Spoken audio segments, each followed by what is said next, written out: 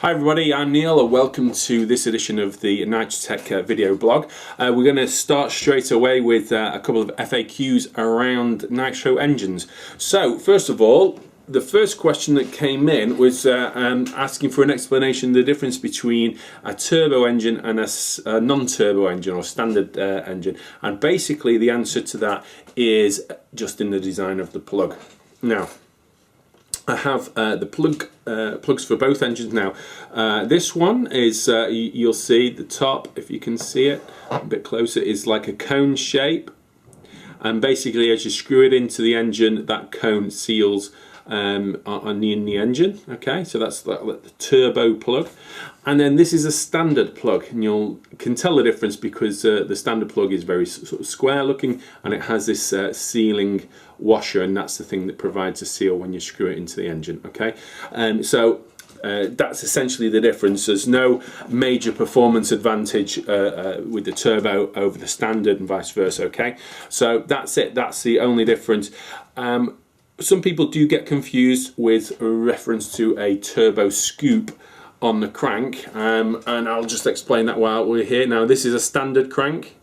Okay, on the other side of the screen we've got a turbo scoop machined. It's basically the kind of like the little scoop that you can see on the other side of the screen there, and that's the difference. So a turbo engine basically is a reference to the style of plug, and the turbo scoop, which could be in either engine, is just that kind of a bit of machining, and those are the only differences.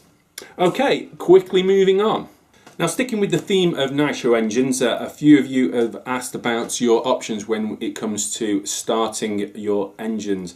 Now, quite clearly, most ready-to-run models come with pull starts, and some of you are getting quite frustrated not being able to start engines particularly easily. So here's a couple of tips. Firstly, if you have a pull start engine and you've not run it for a while, I'd always try and use a heating device. Now, you can buy these specifically for nitro engines, or you could use a hairdryer or something to basically get some heat into your engine before you try and start it. A warm engine always starts that bit easier. Okay, so that's tip number one.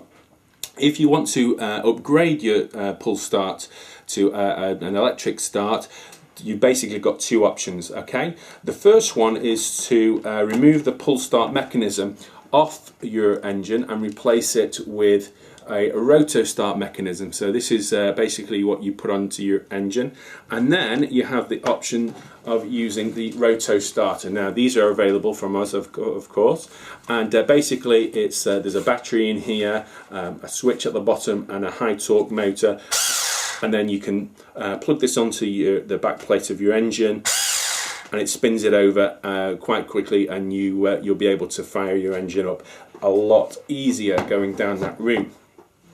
Moving on from there, if you want to go one step further, then starter box is the way to go, and this is kind of the state of the art for starting nitro engines. Essentially, you put your whole vehicle on the top of here, you press down on the plate on the end, and this wheel will spin round. It'll engage in your flywheel, turning the engine over. Now, the beauty of going down the starter box route is if you want to upgrade your engine to a non-pull start engine, this will obviously start that engine. So you've got a number of options here, and these ones that we offer have a number of different settings and what have you, so you can get your car to custom fit on top of these starter boxes. If you're obviously considering either of these two, just check which is the better option for your particular vehicle, because not all vehicles will fit on a starter box, and not all vehicles are suitable for roto start. So just check it out, but basically these are the upgrade way to go to starting your engine.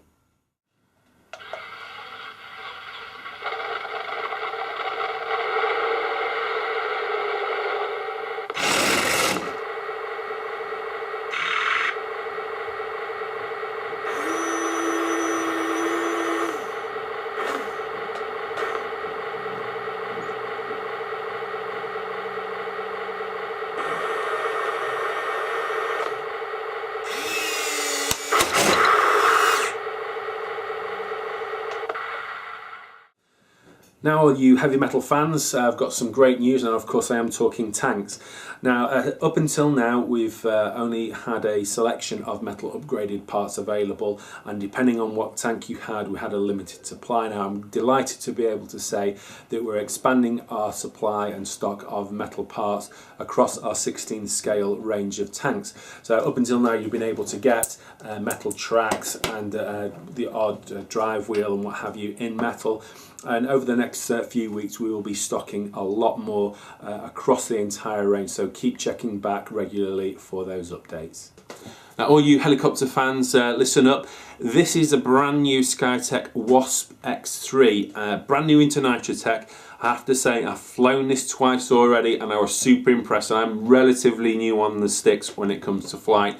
Very easy to get control of. There's a huge range of movement on the swash plate and control, so this helicopter is going to be really good for outdoor flying as well as indoor if you've got the space to do it. The only thing I would say is, as always, when you're flying a new helicopter the first time, get yourself some training legs, read the manual, you won't be disappointed. This is one to check out. Well, that just about wraps things up for this particular video blog. Thank you very much for watching, but just before I do go, there's one last thing. Your video submissions. We've had quite a few entertaining entries into the video competition. We're still looking for that video that kind of has it all. There just seems to be ingredients missing out of everybody's. So just to give you a couple of ideas, we'd like to be able to recognise from the video what the model is. So whilst we've had some exhilarating footage from first person view model aircraft flight, that's really great, but you don't get to see the plane.